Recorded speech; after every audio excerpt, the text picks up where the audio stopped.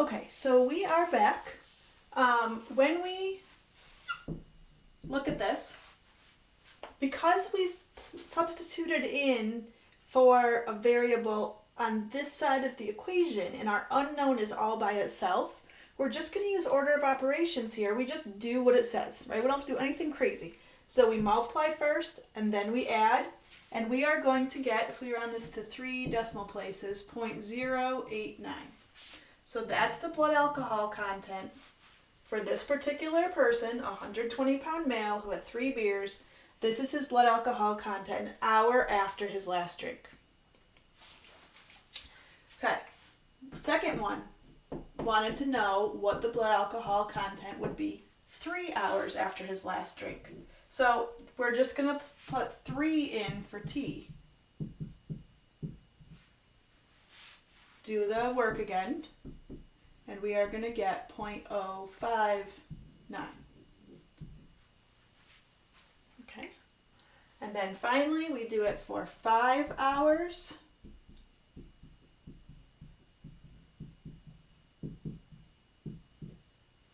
And for 5 hours, it's going to be 0.029. Okay, so what pattern do we see? Well, obviously the blood alcohol content is going down, which makes sense, right? The longer it is from the person's last drink, the less alcohol is going to be in their blood. It's being metabolized. So it makes sense that it's going down. If you look also at the pattern here, it went down by 0.03 every 2 hours. Or I could write it as 0.030. Okay. Look at the equation. You could either do this version or that version. And think about why this makes sense. Right? What part of the equation talked about how it changed over time? Well, this part did. So for every hour, it goes down 15 thousandths. 0.015 is 15 thousandths. That's how much my blood alcohol content goes down. Well, if 1 hour is 15, 2 hours is going to be 30. So it's 30 thousandths or 300ths. That's what it goes down every 2 hours. Now, if I went another 2 hours, so I went to 7 hours, and I took 0.029 and I subtracted 0.030, I would get negative 0.001. Can my blood alcohol content ever be negative? No. Okay, I can't have less than no alcohol in my blood. So mathematically, if I just take an equation and plug stuff in, if I put in time as 87 for this student, I'm going to get a negative number also, right? A much larger negative number, larger absolute value. So that's just because if I'm just substituting in numbers, the numbers don't know that they can't be negative, right? With this equation, if I plug in, with this equation right here, if I plug in 87 for T, the numbers don't know that that doesn't make sense. So sometimes we have to think about the context, the physical context that goes along with this and say, okay, in this case, blood alcohol content can never go below 0. So once I get down to 0, then I really can't go negative from there. Okay, so the next question then asks how many hours. So actually number 4, don't worry about number 4 as much. We kind of talked about that, but we'll talk about it more in another page or so. Number 5 says, how long will it take for this student's BAC to be 0.08, which is the legal limit?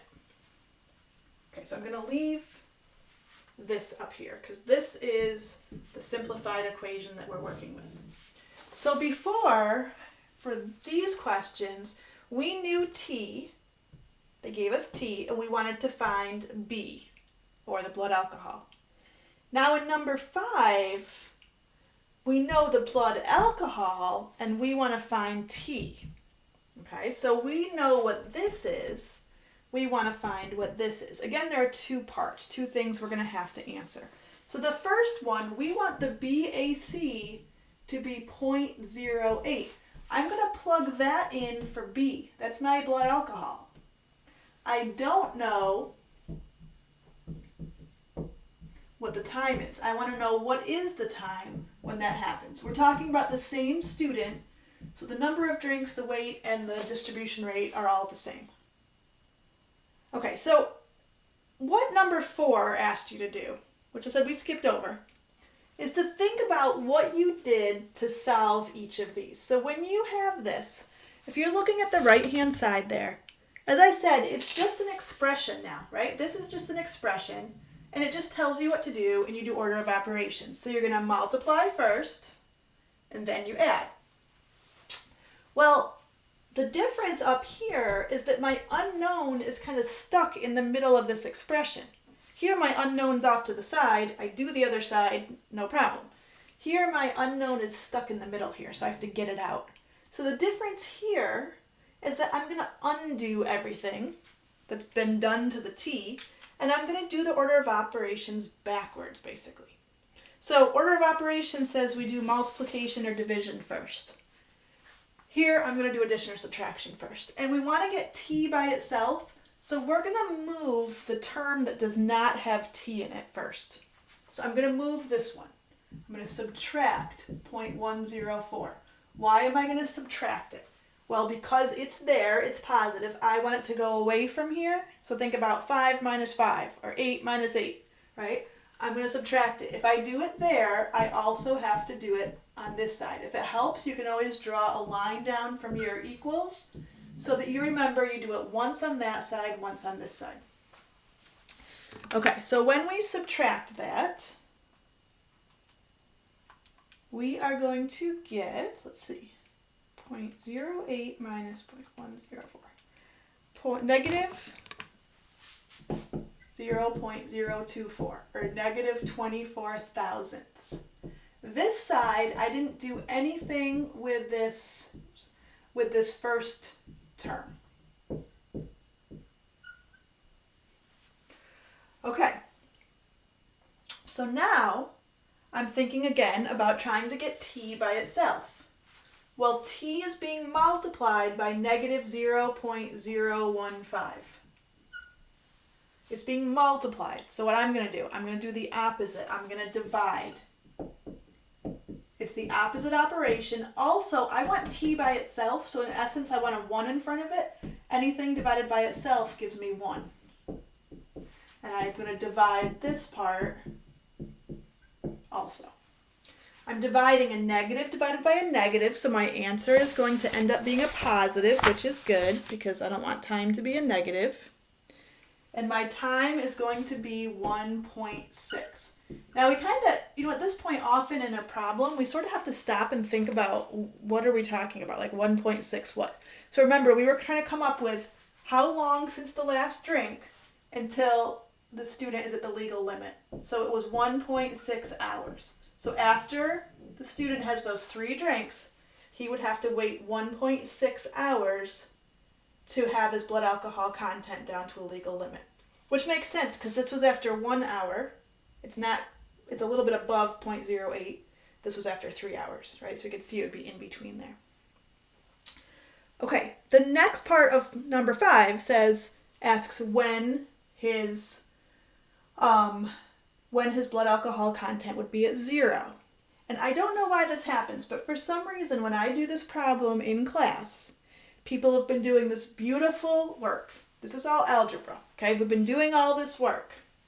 And we're getting answers, we're getting exact answers. And then it comes down to when is it going to be 0? And people say, a little before 7 hours. Okay, which is true, right? Because of 7 hours, but I don't want just sort of an estimate. I want to know exactly when. So what tool do we use to do that? Well, we use more algebra, just like we just did. So instead of wanting to know when the blood alcohol content is 0.08, we want to know when the blood alcohol content is 0, when this is going to be 0. So again, 0.015 t plus 0.104. Again, my t is stuck inside this expression on this side of the equation, so I want to move things around to get it by itself.